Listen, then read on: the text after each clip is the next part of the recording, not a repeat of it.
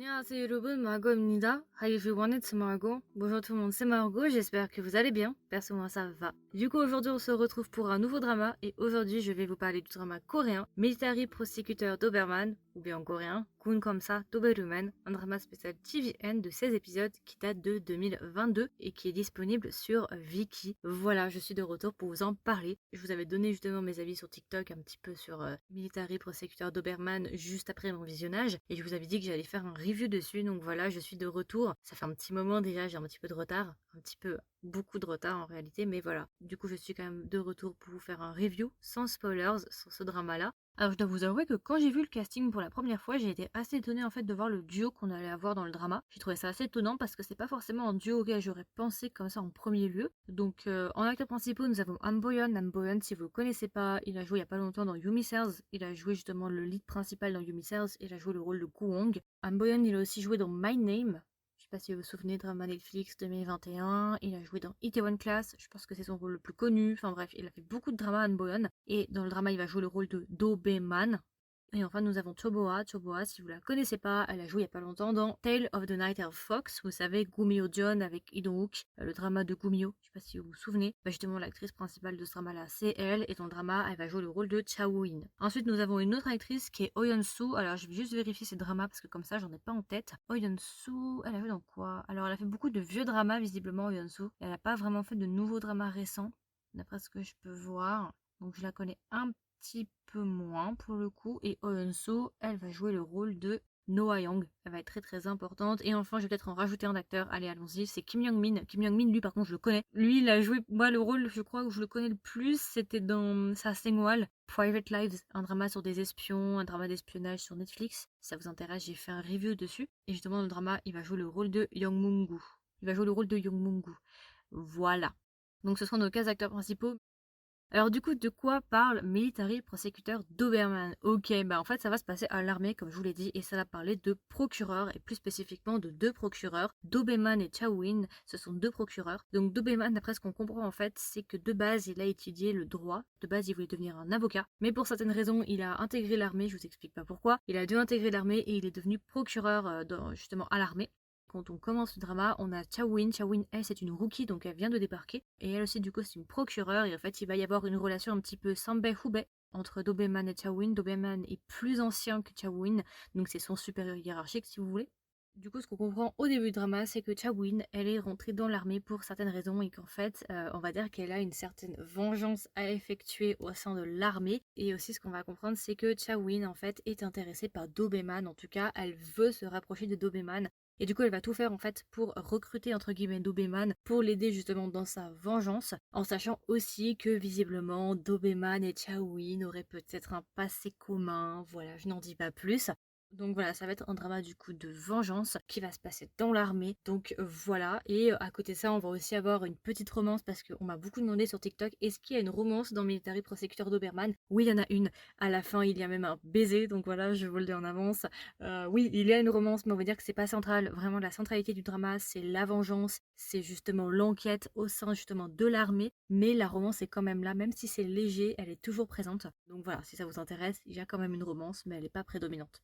Ok, donc c'est à peu près tout pour le drama, je vais pas vous en dire plus, je vais pas vous spoiler. Donc voilà. Alors du coup, qu'est-ce que j'ai pensé du drama Military Prosecutor Doberman? Alors beaucoup de choses, mais je vais déjà commencer par un truc avant que j'oublie. Par rapport justement au duo, parce que je vous ai dit qu'il y avait une romance.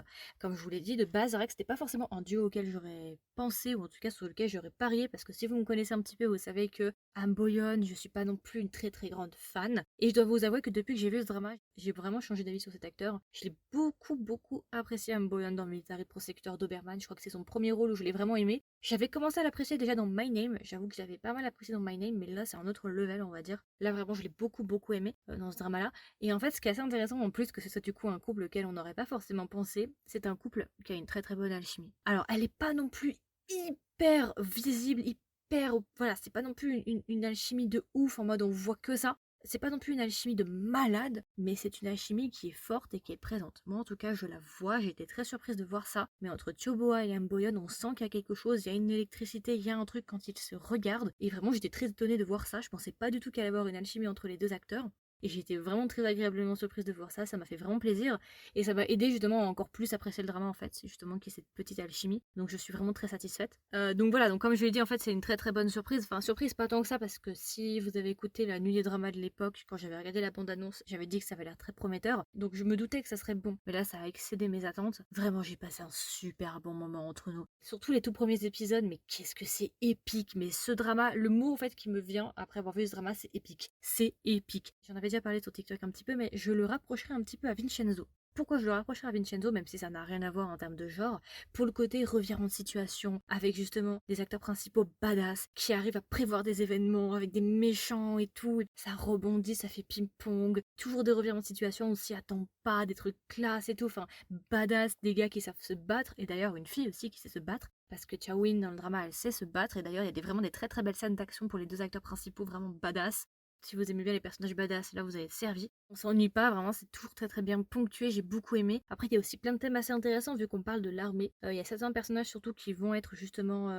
Il y a certains personnages avec lesquels on va traiter certains problèmes de l'armée, comme le bizutage et ce genre de choses. Aussi les problèmes des personnes, des riches personnes qui veulent justement échapper au service militaire. Enfin, il y a plein de thèmes assez intéressants qui sont traités. Après, c'est pas aussi engagé que DP, parce que DP, lui, est vraiment engagé sur ces problèmes-là de harcèlement et ce genre de choses. Là, c'est beaucoup plus léger dans Military Prosecutor Doberman. C'est pas vraiment le but principal de ce drama-là. C'est pas du tout d'avoir un message engagé, mais on sent quand même qu'il traite les problèmes, même si c'est de manière légère, on sent quand même qu'il parle de ces problèmes-là, donc c'est intéressant. Donc voilà. Aussi, un truc assez drôle que j'ai constaté, du coup, pour Amboyon, mais ce gars est géant. Mais vraiment, j'ai regardé sur internet, il fait 1m87. Et vous allez voir dans le drama, tous les hommes quasiment du casting à côté, on dirait des Oompa Loompa. Je vous dis, dès que Amboyon se met à côté d'un gars, c'est un peu risible parce que on a un méchant, vous voyez, et il est... Quand on met le méchant à côté de Amboyon, la différence de taille, mais elle est cruelle en fait. Et c'est impressionnant, mais Amboyon il est géant partout. Alors je sais pas si c'est fait exprès, mais la manière dont c'est... Peut-être que c'est juste la manière dont c'est filmé. Mais à chaque fois qu'on voit Amboyon, il est géant. En plus, vous voyez, comme il est censé être à l'armée, il est assez musclé, il est assez baraque quand même. Il est quand même assez baraqué. Donc en fait, le gars il est imposant. Et c'est impressionnant, vous verrez, mais on voit que lui, en fait, il est géant. Je vous promets, vous verrez, mais c'est rare que ça me fasse cet effet-là. Mais là, quand on compare les autres hommes, par exemple, entre eux, mais la différence, elle est incroyable. Quoi. Amboyan, c'est un géant. Mais je vous promets, enfin, vous verrez, mais moi, j'ai trouvé ça super drôle. C'était assez surprenant. J'ai jamais vu ça, je crois. C'est la première fois que ça me fait cet effet-là.